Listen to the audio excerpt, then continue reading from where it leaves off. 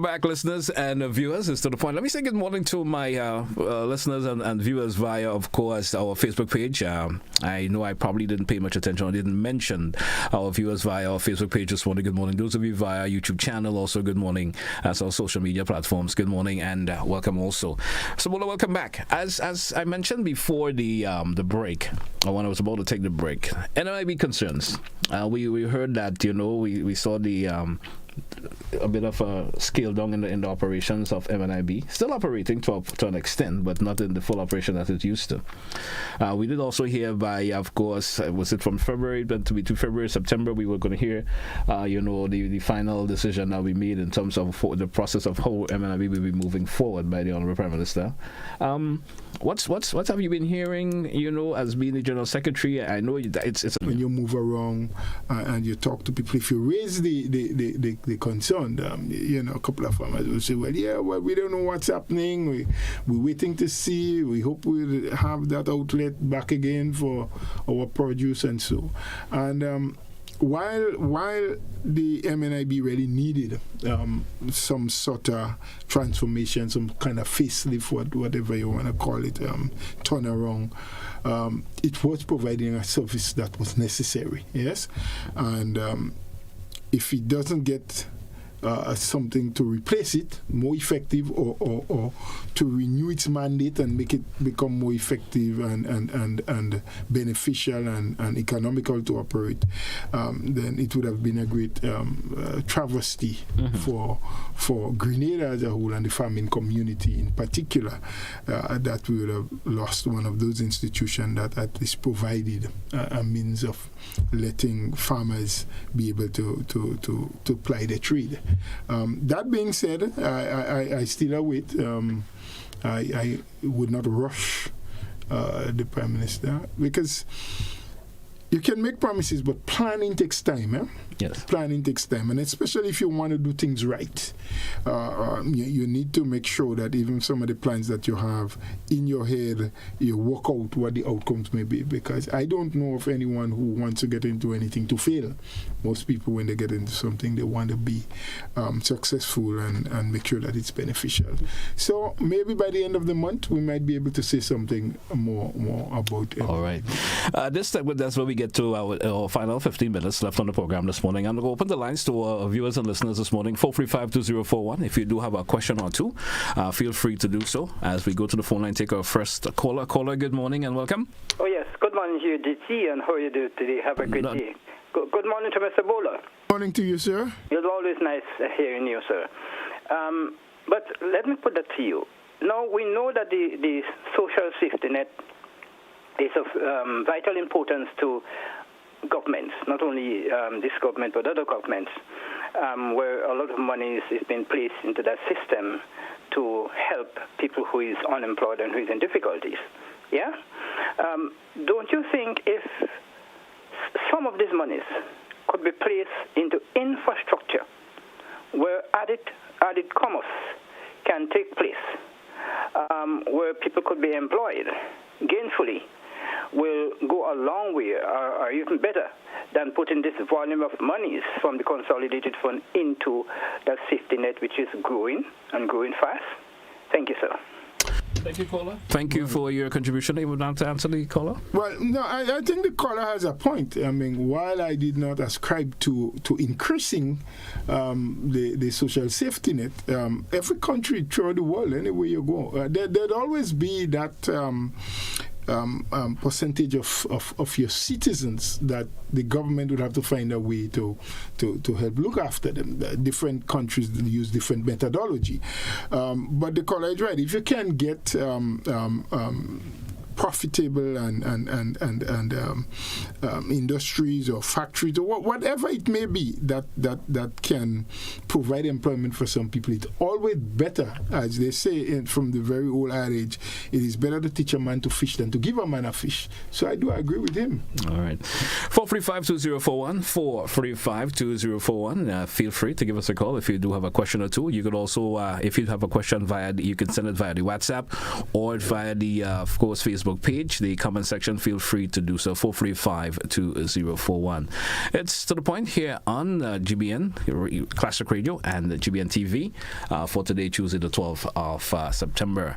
And so while we await callers coming in, no, well, what I'm going to say, let me just forego and entertain the caller. Caller, good morning, welcome. Morning. It is not, well, I almost never call on any political program, and this isn't politics.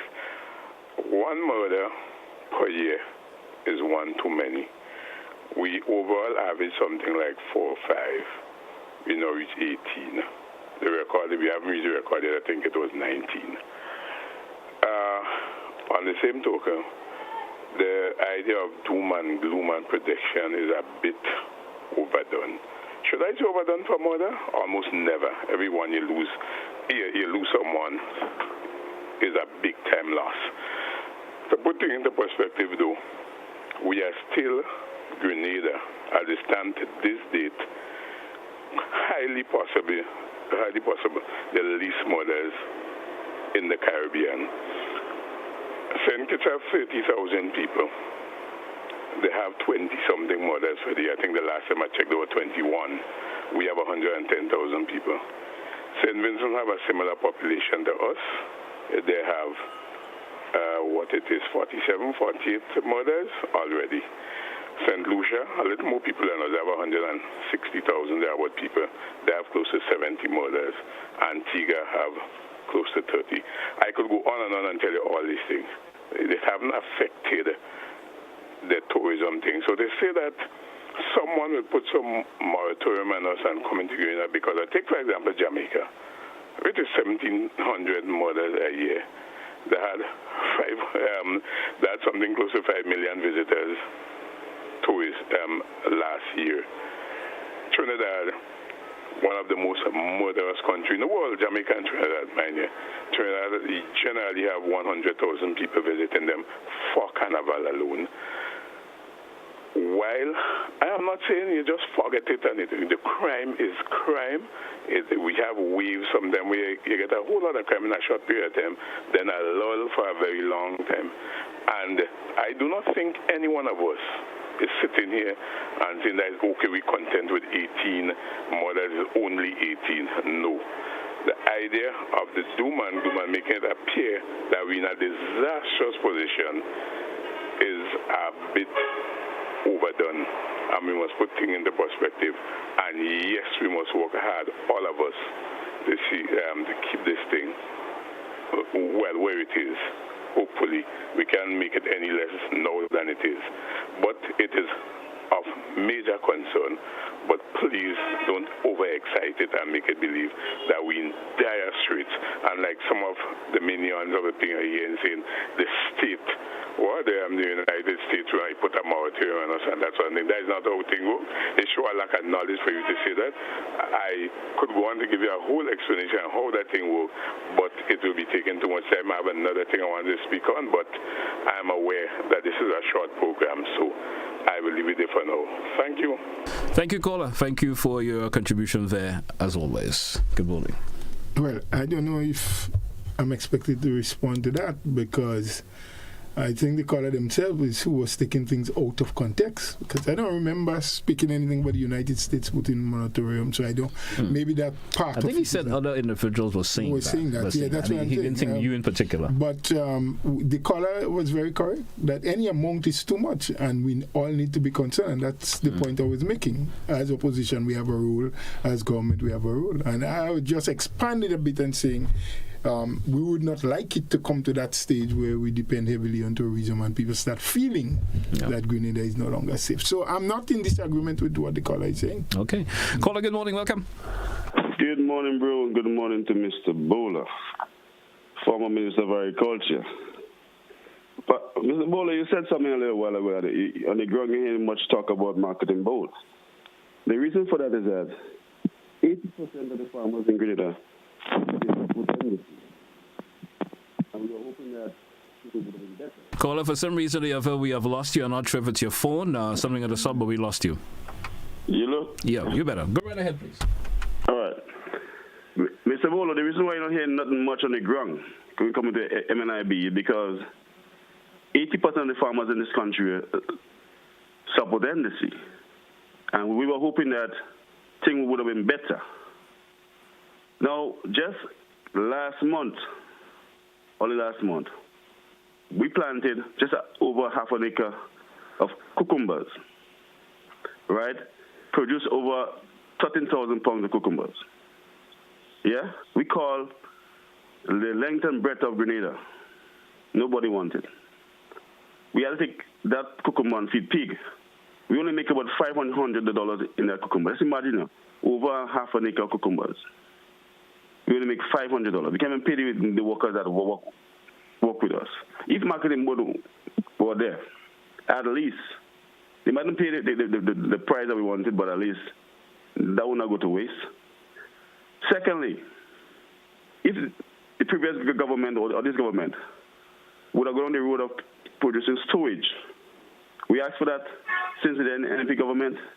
We are asking for that right now. Storage.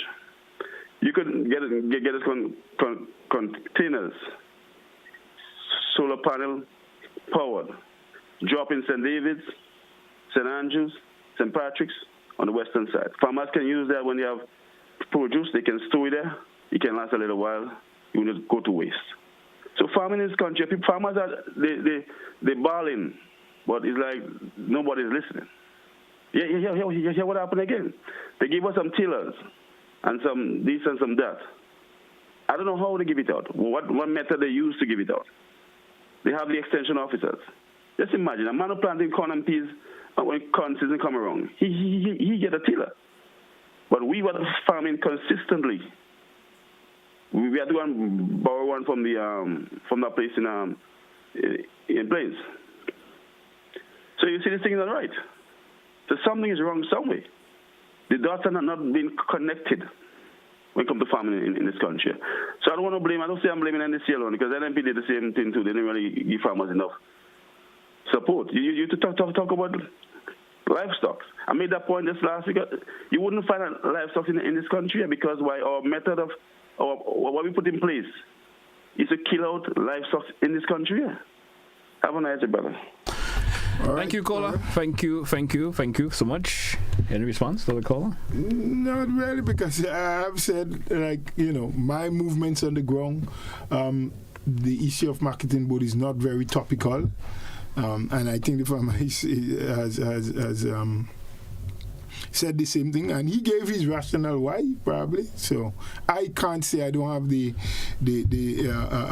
empirical data to say that 80% of farmers in Grenada are supportive of NDC. I don't know how he came up with that, so I take him at his word. All right. Let's entertain another caller. Caller, good morning and welcome. Caller, good morning, welcome. Good morning. Good morning. I just want to say that this program is a good program. Caller, would you mind lowering the radio or television in the background? It's distracting you a wee bit. I do that right now. I do it. Yeah, I want to say it's a good program, and I'm enjoying it because I'm a farmer and I've been farming for over 50 years. And I'm telling Mr. Bhola, the things that he's saying ain't sounding so good. It's sounding like he is not a farmer. One, he's saying that he went and looked for mutton a while ago, and he surprised to know he couldn't find mutton in the meat stall. That something had wrong, and he surprised to know that pig meat reached $12 a pound. This going on long. Let me tell you this. Mr. Bhola, I want to tell you that your government is responsible for the way agriculture is right now. One, your government make it known to the nation that agriculture is a waste of time. And the way to go is science and technology. To show you that. He even leave finance and go and dealing with children. You know why he do that? Because the population basically is more young people. So he go there to captivate their mind. No. I want to tell you, when agriculture started to really swing, it was in the days of the revolution. And from since the revolution fall, everything gone dead. The first thing happened is when your government introduced culture banana. From that time, banana gone down to the ground. Your government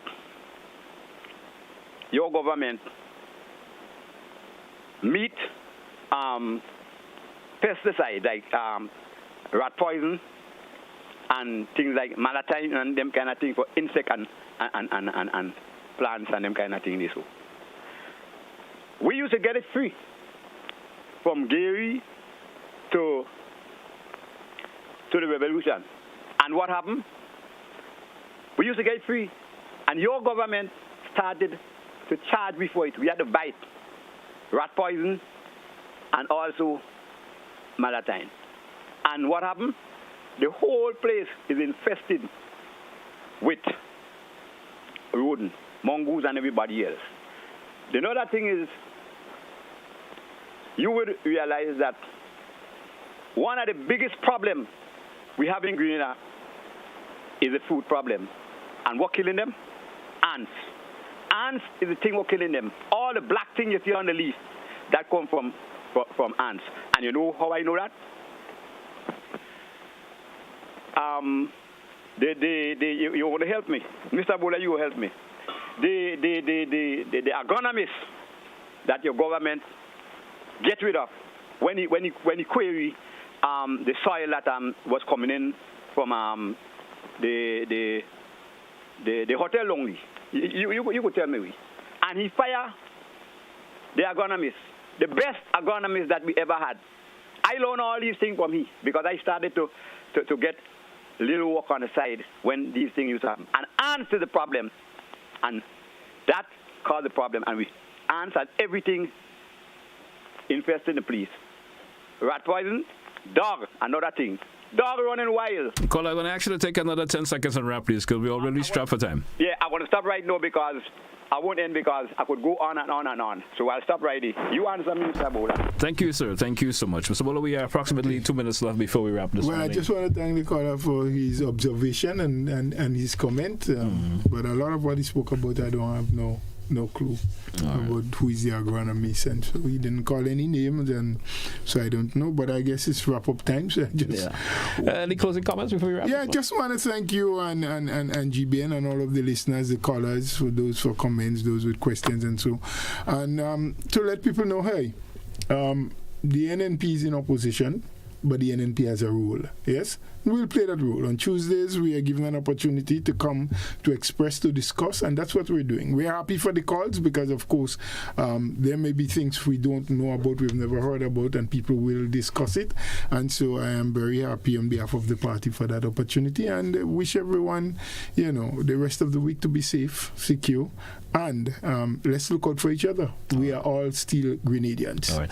I want to thank you, Mr. Bhola, for being on the program this morning, and I wish you all the best for the rest of the week also. Thank you. Hey, folks, that's what we take a wrap for To The Point for today. Join us again for another edition. We'll be tomorrow. Have a good one, folks, and goodbye.